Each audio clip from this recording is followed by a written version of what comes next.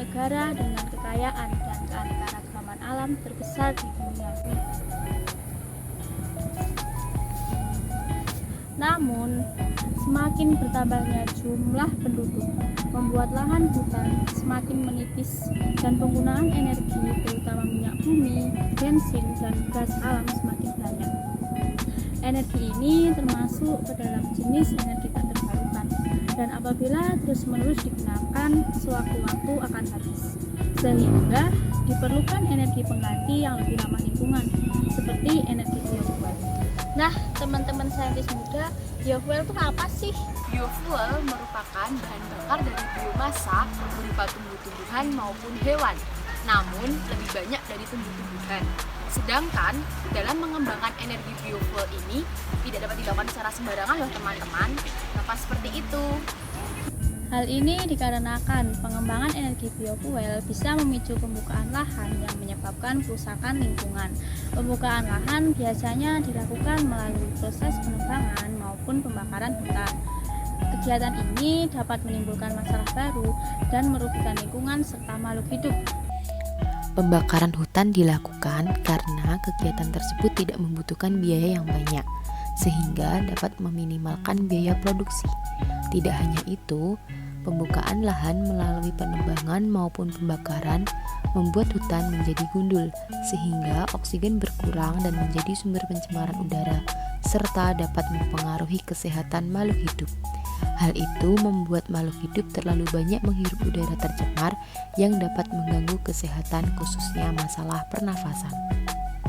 Secara ilmiah, biofuel termasuk senyawa alkyl ester yang melalui proses esterifikasi atau transesterifikasi minyak nabati atau lemak hewani dan mempunyai sifat fisik sama dengan minyak solar, sehingga dapat dimanfaatkan sebagai bahan bakar alternatif kendaraan bermesin diesel. Bahan baku utama dari biofuel ada dua macam.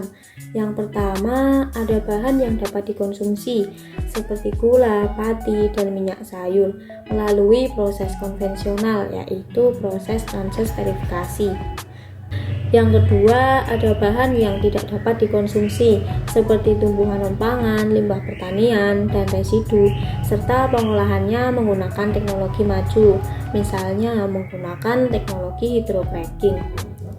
Teknologi hydrocracking merupakan suatu proses dua tahap yang menggabungkan perengkahan katalitik dan hidrogenasi, di mana bahan baku yang lebih berat dipecahkan dengan adanya hidrogen.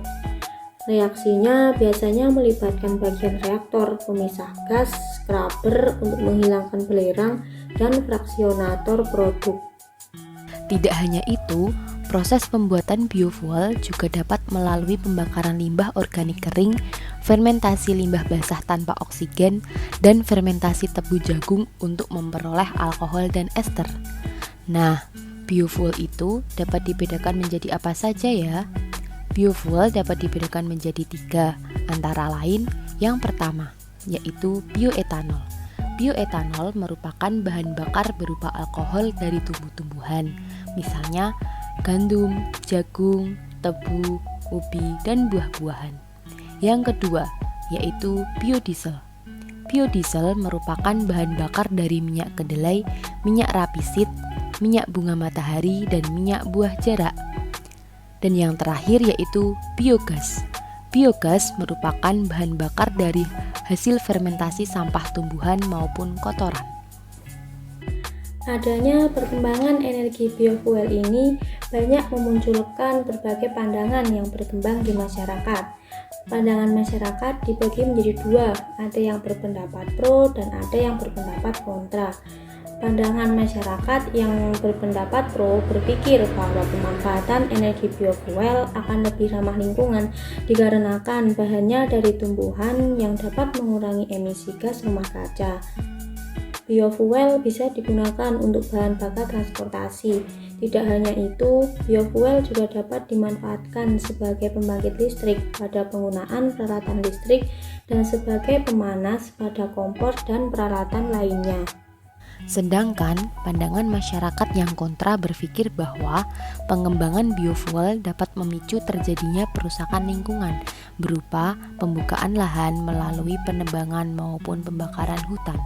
Di samping itu, penggundulan hutan dapat mengakibatkan bencana alam seperti tanah longsor, erosi, dan banjir. Beberapa ahli juga mengkhawatirkan apabila terjadi masalah baru pada keanekaragaman hayati, maka hewan bisa kehilangan habitatnya akibat dari pembukaan lahan untuk memproduksi biofuel.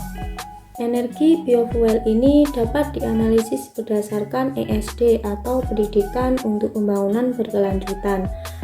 Analisis ESD dibagi menjadi berbagai macam, namun dalam permasalahan energi biofuel ini bisa dianalisis berdasarkan 3 macam ESD, yaitu yang pertama ada Environmental Education.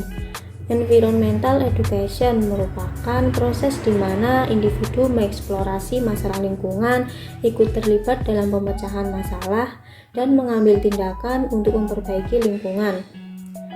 Biofuel berbahan bakar tumbuhan sifatnya ramah lingkungan dan dapat menjadi energi alternatif karena mampu mengurangi emisi gas dan meningkatkan ketahanan energi.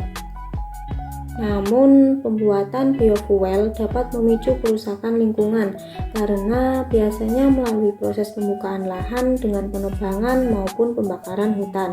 Tidak hanya itu, oksigen sebagai gas penapasan makhluk hidup ikut berkurang sehingga pencemaran udara pun tidak dapat dihindari. Lama-kelamaan dapat meningkatkan gas CFC, penyebab efek rumah kaca dan pemanasan global. Sebagai generasi muda, kita mempunyai kewajiban untuk ikut serta dalam memecahkan masalah dan berani mengambil tindakan untuk mengatasi masalah tersebut. Karena masa depan negara berada di tangan generasi muda. Tindakan nyata yang dapat dilakukan untuk mengatasi masalah tersebut salah satunya yaitu dengan melakukan reboisasi. Yang kedua yaitu education. Sumber energi biofuel dapat dijadikan media edukasi bagi masyarakat bahwa energi biofuel lebih ramah lingkungan dibandingkan dengan energi berbahan minyak bumi. Kegiatan edukasi berupa pengenalan dan penjelasan mengenai sumber energi biofuel diharapkan masyarakat memahami dan memulai untuk menggunakan sumber energi alternatif. Selain melakukan edukasi, diperlukan juga sosialisasi yang bertujuan untuk mengetahui, memahami, dan mampu menggunakan secara baik dan benar agar tidak disalahgunakan. Sosialisasi ini diharapkan mampu membuat masyarakat bijak dan tidak berlebihan dalam menggunakannya. Apabila sosialisasi belum memungkinkan, dapat dilakukan melalui media sosial. Yang ketiga ada Development Education. Development Education merupakan suatu hal mengenai kesadaran belajar yang berkaitan dengan isu-isu pembangunan dan lingkungan keberlanjutan, serta memiliki tujuan dalam meningkatkan kesadaran dan pemahaman mengenai bagaimana isu-isu global dapat mempengaruhi kehidupan sehari-hari. Biofuel termasuk energi alternatif yang dapat dikembangkan menjadi teknologi baru dan dapat berkembang memunculkan ide-ide baru, seperti diterapkannya dalam pembangunan pembangkit listrik untuk memenuhi kebutuhan listrik masyarakat sehari-hari. Dalam pemanfaatannya, PLN menggunakan biofuel jenis B30 untuk mengurangi penggunaan solar. Saat ini, PLTD milik PLN banyak menggunakan campuran bahan bakar nabati. Penggunaan ini telah diuji cobakan hingga ke lingkungan. Oleh karena itu, PLN tetap memprioritaskan sumber energi untuk pembangkit. Indonesia menjadi salah satu negara yang banyak memanfaatkan minyak bumi, gas alam maupun bensin dalam memenuhi kebutuhan sehari-hari. Dengan adanya energi biofuel ini, diharapkan masyarakat dapat segera mengganti minyak bumi, bensin maupun gas alam dengan energi lain yang lebih ramah lingkungan seperti energi biofuel ini.